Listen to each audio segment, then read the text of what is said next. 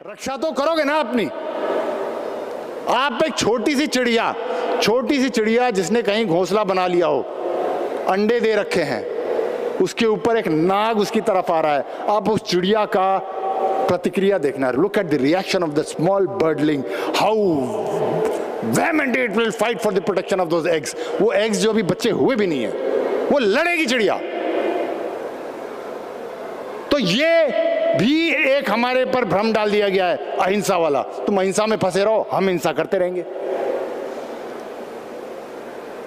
और शांति और अहिंसा, मैं वो can you play that lion वाला थिंग, दैट वीडियो।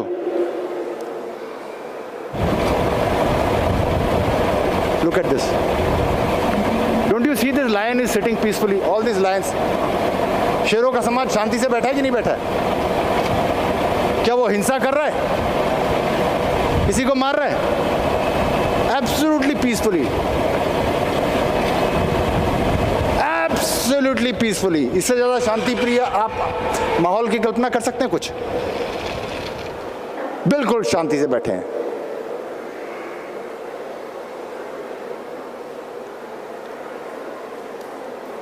ये वापस जा रहे हैं।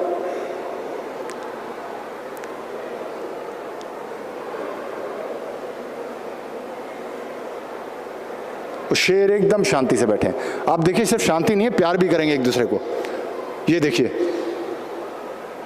One of them is trying to kiss the other one, right? प्यार, शांति, सब कुछ चल रहा है। पॉज कर दीजिए मैम, इसको यहीं चल रहा है। ये शांति और प्यार क्यों है? This is coming from power that the Lions have. अगर ये कुत्ते होते तो वो जो एसयूवी में आए लोग थे, इनको यहां पर शांति से बैठने देते? कोई कमजोर जानवर होता यहां पर तो यहां शांति से बैठे होते अभी। They are peaceful, they are loving each other because they are powerful. So peace will always come from power, remember that. Without power there is no peace happening.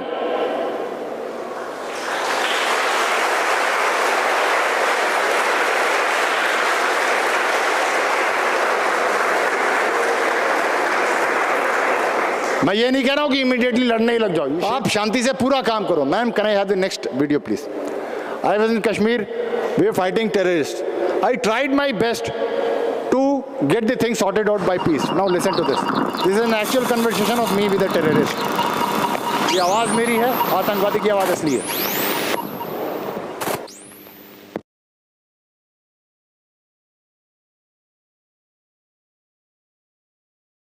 या तो हमारे तुम्हारे क्या कर रहा है यार? हम सब एक ही तो हैं। तेरे खून और मेरे खून में कोई फर्क है क्या? ये क्या तुमने इंसानियत के बीच में दरारें डाल के रखी हैं कि तुम्हारा है और हमारा है? हम सब एक ही हैं क्या? तेरे 4 हाथ है क्या? मेरी भी 2 है, तेरी भी 2 है। तेरी भी 5-5 उंगलियां, मेरी भी 5-5 उंगलियां। एक ही दवाई से तेरा भी बुखार ठीक होता है, मेरा भी बुखार ठीक होता है। तो ये तूने हमारा तुम्हारा क्या लगा रखा है? एक दफा मुसलमान होके देखो, दिन पर चलो सही अपना कितना मजा आया, कितना सुकून है। क्या हुआ कि कभी उधर है, कभी उधर है, ये वो, ये लोग आपको सही है। हमें नहीं पता, नहीं आते। हमें यार तुम्हें तो बोल ही नहीं रहे हम।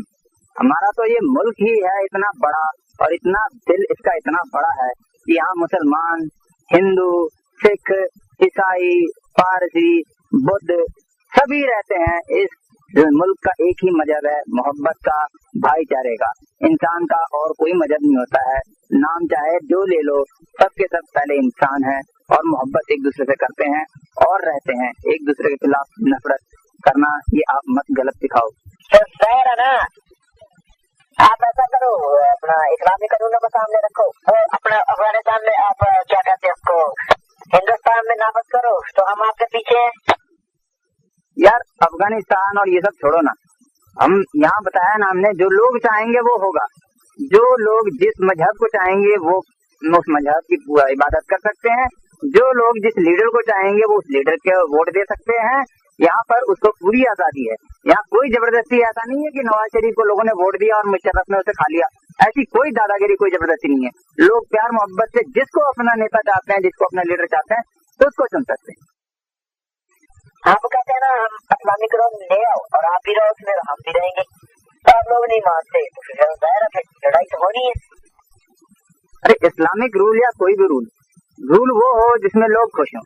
लोगों की जो मर्जी है वो हुकूमत आने दो। तुम अगर चाहते हो, तुम समझते हो कि लोग तुम्हें ज्यादा पसंद करते हैं, तो मैदान में आ जाओ, लोग तुम्हें वोट दे देंगे, तुम यहाँ का वजीर आला बन जा, फिर हम तुम्हारी बात मानेंगे। यार हम तो फौजी जो हैं, हम कभी हुकूमत करना नहीं चाहते हिंदुस्तान में पाकिस्तान की तरह।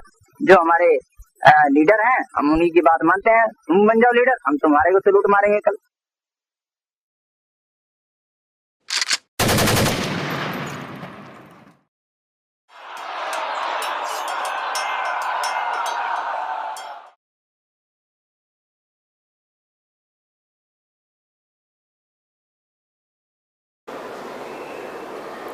Thank you.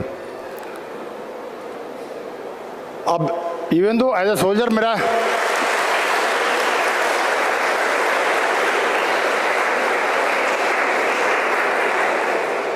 As a soldier posted in a battlefield with a terrorist, मेरा बनता नहीं था उनसे बात करना। मेरा मैंडेट था to find them, kill them, but I still gave peace a chance. I still spoke to them. I use to do that. तो मेरे कलीग्स बोलते थे क्या कर रहा है और किससे बात कर रहा है, आतंकवादी, इसको समझा रहा तू। मैंने कहा ट्राई तो कर लेते हैं, मे बी पीस से हो जाए काम। But if it doesn't work like that then the weapon comes into play. Now if someone is of this man side, does it deserve to exist on this earth? Do they deserve to exist on this earth? अगर पूरे प्यार से समझा लिया, नहीं मान रहा है तो क्या करेगा? राम ने भी समझाया, रावण को नहीं माने, क्या करेगा? भगवान कृष्ण भी गए थे दुर्योधन को समझाने, नहीं माने, क्या करेंगे? उद्धार करने का प्रयास किया, उद्धार नहीं हुआ तो संहार होगा। There is no other option. ये आप मान के चलो। So give peace a chance as much as possible. And there have been many examples in this world, Bharat में खासकर, जिसमें लोगों ने अधर्म को नाश बिना शत्रु को, उसको आदमी को नहीं पहुंचाया। राइट? तो रत्नाकर नाम का एक डाकू था, अधर्मी था, नारद मुनि मिले, उसको समझाया, उसको रिफॉर्म किया, वो ऋषि बन गया, वाल्मीकि। गुरु नानक देव के संपर्क में कई ऐसे पापी आए, अधर्मी आए, उन्होंने उसे समझाया, वो रिफॉर्म हो गया और वो संत बन गए। बुद्ध के संपर्क में भी कैसे आए, कुछ लोग आए, एक उंगली मार डाकू था, वो जितने लोगों को मारता था उंगली काट के रख लेता था, उसको उनके संपर्क में आए, उन्होंने उसे रिफॉर्म किया, वो संत बन गया। अगर कर सकते हैं, पूरा प्रयास करना चाहिए अधर्म का नाश करने का, लेकिन अधर्म यदि व्यक्ति के अंदर से पाप नहीं निकल रहा है तो पाप समेत उस व्यक्ति का नाश होना चाहिए, पाप नहीं बचना चाहिए।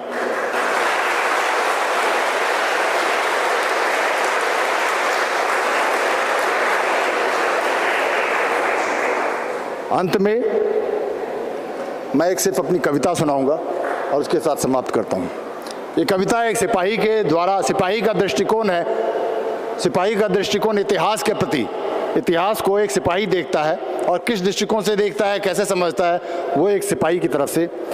इतिहास की मोटी पुस्तकें, इतिहास की मोटी पुस्तकें वो अनगिनत अध्याय, हर काल खंड का मानचित्र वो अक्षर या रेखाएं। अक्षर जो प्रिंट होता है, रेखाओं से मैप बनती हैं। हर काल खंड का मानचित्र वो अक्षर या रेखाएं उन पीले सफ़ेद पन्नों पर किसी स्याही से लिखी है। यदि सोचते हो ऐसा, ये तुम्हारा भ्रम है। क्यों?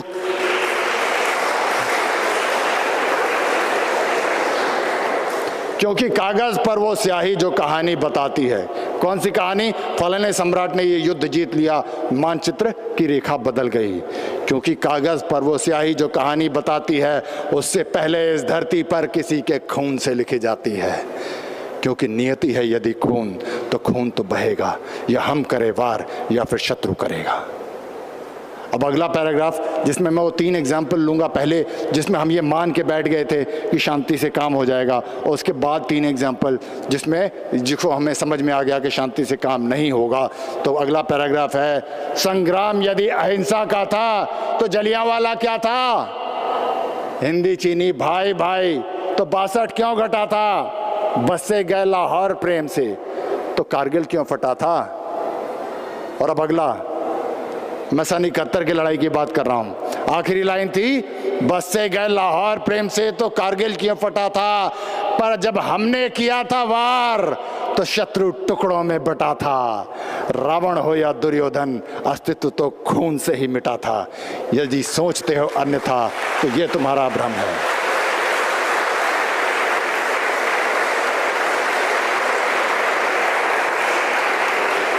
मुझ पे ना हो यकीन, मुझ पे ना हो विश्वास। चलो मेरे एक सिपाही कह रहा है, चलो तू सिपाही आदमी क्या बात कर रहा है यार, हम पढ़े लिखे लोगों की बात सुनते हैं, तो ठीक है। मुझ पे ना हो विश्वास तो कोई चिकित्सक तुम्हें बताएगा। डॉक्टर से बात कर लेना, फिर मेरी बात नहीं मान रहे हो, डॉक्टर से पूछो। मुझ पे ना हो विश्वास तो कोई चिकित्सक तुम्हें बताएगा। छोटी मोटी फुंसी हो तो ठंडा मलहम लगाएगा, पर घाव यदि नासूर बना तो फोड़े को चिरवाएगा।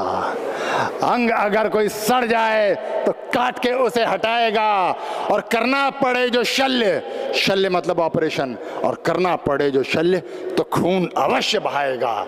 यदि सोचते हो अन्यथा तो ये तुम्हारा भ्रम है।